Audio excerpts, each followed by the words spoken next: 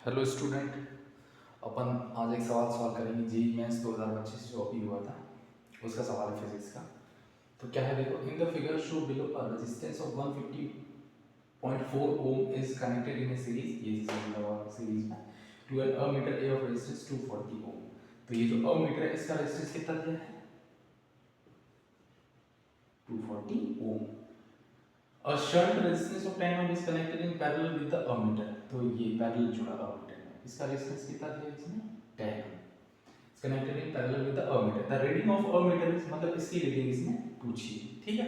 चलिए 20 वोल्ट की बैटरी लगी हुई है, बैटरी से करंट निकलेगा इस तरीके से जाएगा।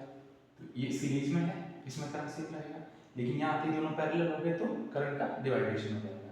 एक करंट जाएगी ऊपर, एक जाएगी इसके बॉटम साइड से। तो ये करंट मान लो I1, तो ये कितनी होगी I2। मतलब पैरेलल में करंट डिवाइड हो जाती है और सीरीज में वोल्टेज डिवाइड हो जाता है, ठीक है। तो अपन इसका सबसे पहले ये करते हैं कि इसकी नेट करंट निकाल लेते हैं, फिर इसको डिवाइड कर देंगे तो जो करंट अमीटर से जाएगी वो पता चल जाएगी, ठीक है। तो इसका सबसे पहले निकालते हैं टोटल रेजिस्टेंस मतलब आर नेट, ठीक।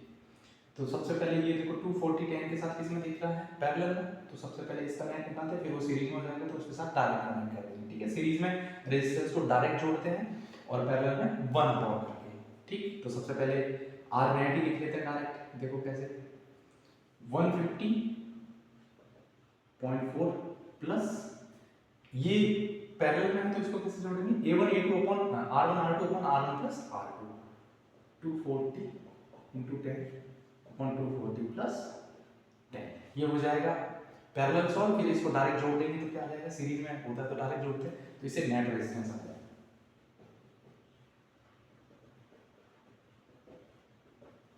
देखो ये कितना हो गया 250, ये कितना हो गया 240 into 10 ऐसे रहेंगे, 0 से 0 कटा, 5 2 है 5 5 से 25, इससे मल्टीप्लाई किया तो लगभग आ गया 48।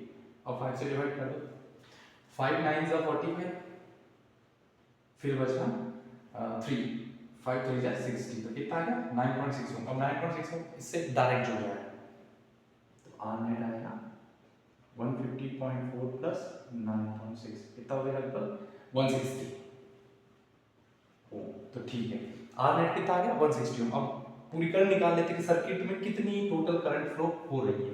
Ohms law V is equals to I R। देखो V कितना है 20, R ये डिवाइड में चला जाएगा क्योंकि इसके साथ मल्टीप्लाई में डिवाइड हो गया तो 160 is equals to I a net current तो कितनी होगी 1/8। तो यहाँ से जो करंट फ्लो हो रही है वो कितनी है 1/8 एम्पियर। अब ये आगे जाकर डिवाइड हो जाएगी, ठीक है। अब देखो इसमें अपने को चाहिए करंट 1/8, तो क्यों ना यहाँ का वोल्टेज निकाल लेते हैं। यहाँ का वोल्टेज के बाद जो वोल्टेज बचेगा वो इसके ऊपर आ जाएगा, ठीक है। ये भी तरीका है, ऐसे भी कर सकते हैं। तो अपने को I1 चाहिए, ठीक है। वहाँ वोल्टेज निकालो, V is equals to IR।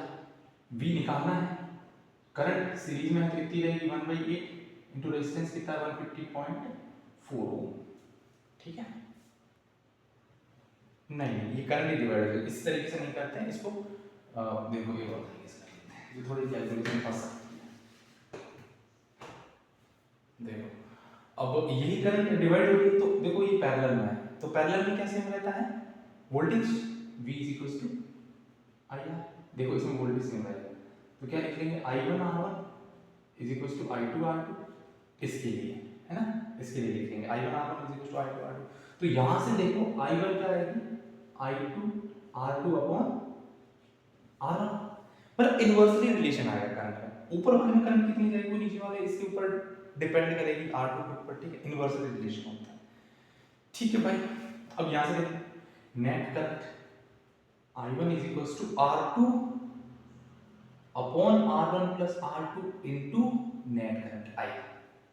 ये तुम्हें ध्यान रखना है क्योंकि इन्वर्सली रिलेशन होता है नीचे जो नीचे रेजिस्टेंस दिया है वो upon total resistance into total current, तो इससे मिल जाएगी I1। ये तुम ध्यान रख सकते हो चीज जब पैरेलल में होता है, ठीक है। सीरीज में तो करंट सेम रहती है। यहाँ से देखो, यहाँ से रिलेशन मतलब पता चल गया यहाँ से कि करंट इन्वर्सली रेजिस्टेंस के पैरेलल में, जिसका रेजिस्टेंस ज्यादा उसमें कम करंट जाएगी और जिसका रेजिस्टेंस कम उसमें ज्यादा करंट जाएगी। ये देखो तो कितना होगा R2 कितना होगा भाई 10 अपॉन R1 प्लस R2, इन दोनों को जोड़ो तो इनका नेट कितना आता है, देखो 9.6 इंटू ये कितना हो गया आई कितना नहीं 9.6 नहीं 240 प्लस 9 कितना हो गया 250 इंटू आई कितनी आ गई लगभग अपना 160, ठीक है इसको सॉल्व कर लो तो ऊपर कितना आ गया 160/25, तो ये लगभग हो गया आई आ गई अपने पास कहाँ 160 थोड़ी है, अरे 1/8 है यार, ठीक है 1/8, तो ये लगभग कितना हो गया, 0 से 0 कटा, ये हो गया 1/25 इंटू 1/8 मिली एम्पियर में लाने का है ना, ठीक है 1000 से मल्टीप्लाई और डिवाइड कर दो, 25 4 जा 40 8 5 जा 40, तो कितना आ गया 5/1000, तो मतलब 5 मिली एम्पियर, तो I1 कितनी आ गई बेटा 5 मिली एम्पियर, क्योंकि 1000 ऊपर जाएगा तो मिली में कन्वर्ट हो जाएगा, ठीक है यहाँ से करना, यहाँ से बस ध्यान रखना 1/8 रखना और टोटल इनको जोड़ देना 240 प्लस 10 250 और R2 जो दूसरा रेजिस्टेंस है तो कितनी आ जाएगी 5 मिली एम्पियर, तो आंसर क्या रहेगा 5 मिली